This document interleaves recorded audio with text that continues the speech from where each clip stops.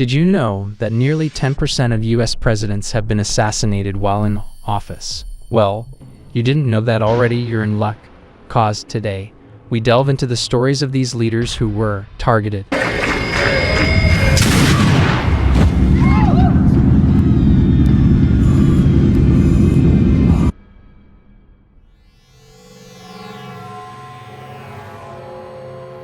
First up, Abraham Lincoln, the 16th President of the United States from 1861 to 1865, is often remembered as one of the greatest leaders in American history. Born on February 12, 1809, in a small log cabin in Kentucky, Lincoln's rise from humble beginnings to the highest office in the land is a testament to his determination and resilience. His life was one of constant struggle, from growing up in poverty to self-educating himself to become a lawyer, whilst navigating American politics during a time of deep division. Lincoln's presidency began under the threat of national division.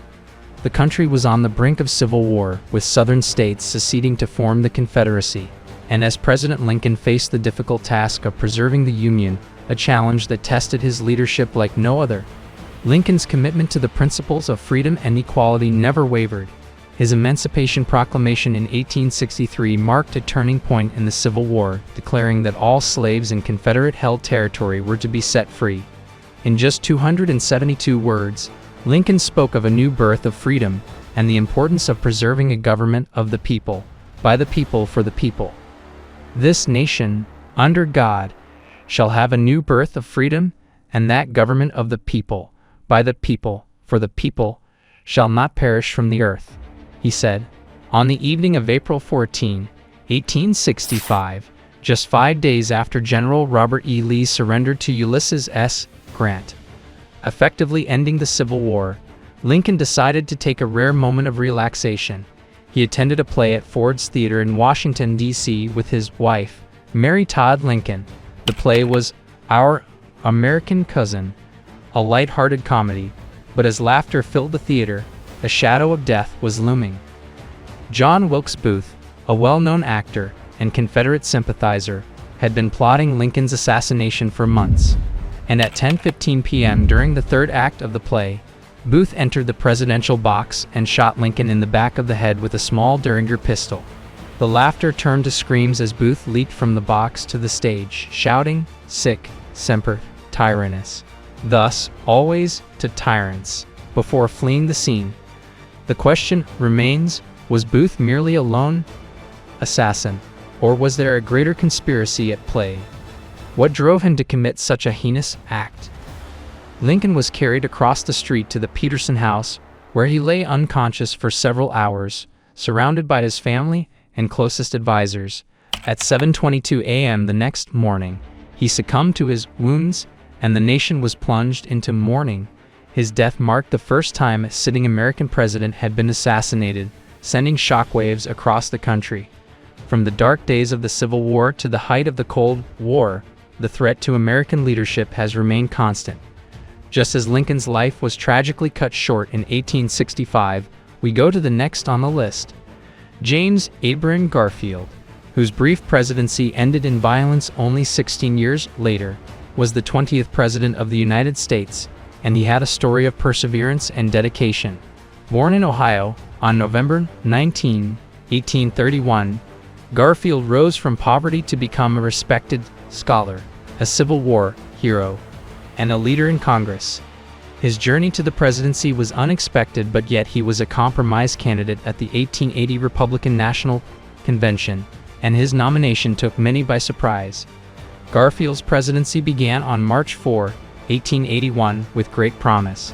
He was determined to reform the civil service system, which had been plagued by corruption and patronage. He also fought for education and civil rights, aiming to bring the nation together after the divisions of the Civil War and Reconstruction. However, Garfield's time in office was sadly cut short. On July 2, 1881, just 4 months into his presidency, Garfield was shot by Charles J. Guiteau, a disgruntled office seeker, at the Baltimore and Potomac Railroad Station in Washington, D.C. Guiteau believed that he had played a significant role in Garfield's election and was angry when he didn't receive a government position in return. The bullet didn't kill Garfield immediately, but it caused severe internal damage. Despite the best efforts of his doctors, who tried multiple times to locate and remove the bullet, Garfield's condition worsened over the next 79 days. Unfortunately, the lack of proper antiseptic techniques at that time led to infections that ultimately took his life. If you're enjoying this video, please give us a thumbs up. And while you're at it, drop a comment with your theories or thoughts on these presidential assassinations. And now, moving on, William McKinley, the 25th President of the United States, was a man of strong leadership and vision, guiding the nation through a period of significant growth and transformation. Born on January 29, 1843, in Niles, Ohio, McKinley grew up in a working-class family and went on to serve with distinction in the Civil War. His rise in politics was marked by his dedication to economic growth and international expansion. McKinley's presidency began in 1897, was defined by the Spanish-American War, which resulted in the United States gaining control of Puerto Rico, Guam, and the Philippines. But McKinley's life and presidency were tragically cut short on September 6, 1901, when he was shot by Leon Czolgosz, an anarchist, at the Pan American Exposition in Buffalo, New York. While McKinley was greeting visitors at the Temple of Music, Czolgosz approached him with a gun hidden under a handkerchief. Czolgosz fired 2 shots at close range, hitting McKinley in the chest and abdomen. Despite being mortally wounded, McKinley's first concern was for his wife, Ada, who was in poor health. He remained calm and composed, even in his final moments, asking his aides to break the news to her gently. McKinley succumbed to his wounds on September 14, 1901, 8 days after the shooting. The Secret Service, which was previously focused on combating counterfeit currency, was now tasked with protecting the president full-time. Next up, John Fitzgerald Kennedy, the 35th President of the United States, as a charismatic leader who inspired a generation with his vision of a new frontier. Born on May 29, 1917, in Brookline, Massachusetts, Kennedy was the second son of a prominent political family. His rise to the presidency was meteoric, marked by his service as a naval officer in World War II, his success as a best-selling author, and his time in Congress. Kennedy's presidency began on January 20, 1961, with a message of hope and renewal. He called on Americans to work together to achieve great things, whether in civil rights, space exploration, or global peace. His inaugural address, where he famously said, "Ask not what your country can do for you, but ask what you can do for your country," set the tone for his administration. On November 22, 1963, President Kennedy was in Dallas, Texas, as part of a campaign to win support in the South for the upcoming 1964 election. As his motorcade made its way through Dealey Plaza, shots suddenly sprung off. Lee Harvey Oswald, a former Marine and defector to the Soviet Union, had positioned himself on the 6th floor of the Texas School Book Depository and opened fire on the motorcade. Kennedy was struck by 2 bullets, one in the neck and one in the head, and was rushed to Parkland Memorial Hospital.